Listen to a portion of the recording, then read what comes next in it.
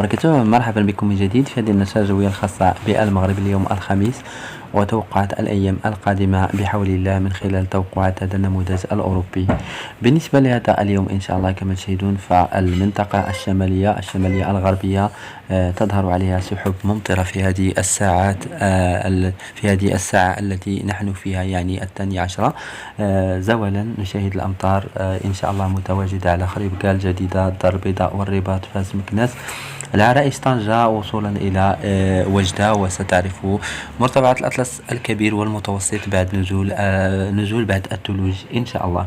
في بعد زوال هذا اليوم يعني تحديدا في الساعة 6 مساء إن شاء الله تنتقل هذه السحب إلى عديد من المناطق الأخرى. نشاهد هذه المرة على مراكش، شيشة، وبن قرير، وربما تصل بعض السحب التي تعطي أمطار ضعيفة على الصويرة وأسفي، مع نزول ثلوج على مرتفعات الأطلس الكبير والمتوسط إن شاء الله، وأمطار قوية على هذه المنطقة إن شاء الله. نشاهد على ميدان خنيفرة، بني ملال، وكذلك خريبكا، وتطال الحاج، وتازا، فاس مكناس، الدار البيضاء، الرباط، سيدي سليمان،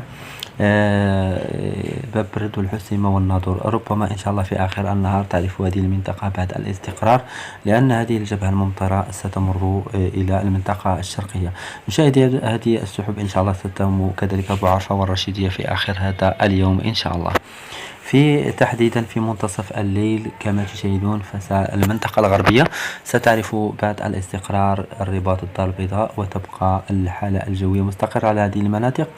نشاهد على شمال الأقاليم الجنوبية سحب عابرة قد تعطي أمطار إن شاء الله في منتصف هذه الليلة، مع نزول ثلوج على مرتفعات التي تتعدى 1000 أو من 800 متر إلى 1000 متر تقريبا إن شاء الله في هذه الليلة.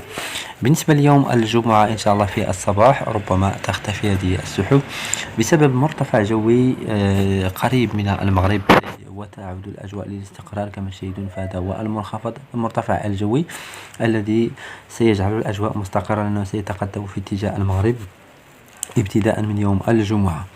يعني تبقى الحالة الجوية مستقرة على حسب هذه التوقعات الجمعة والسبت، ولكن إن شاء الله في الأيام القادمة ستعود الأمطار من جديد. فيوم الاثنين كذلك 6 دجنبر فربما بعد السحب العابرة على المنطقة الشمالية قد تعطي أمطار لكن تمر بسرعة.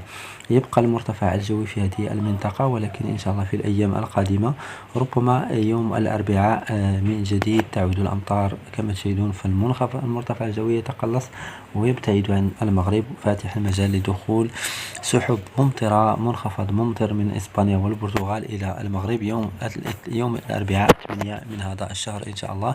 فيوم الأربعاء بحول الله بعد الزوال تصل الأمطار على حسب هذه التوقعات إلى المنطقة الشمالية الغربية، ومن ثم إلى داخل البلاد إن شاء الله لتهم العديد من المناطق في المغرب. يوم الخميس 9 دجنبر إن شاء الله يوم ممطر كذلك على حسب هذه التوقعات والله أعلم. وهذه هي الصورة التي يصوم لنا النموذج الأوروبي، يعني إن شاء الله الأمطار تعود من جديد يوم الأربعاء 8 دجنبر إلى يوم وكذلك يوم الخميس والجمعة.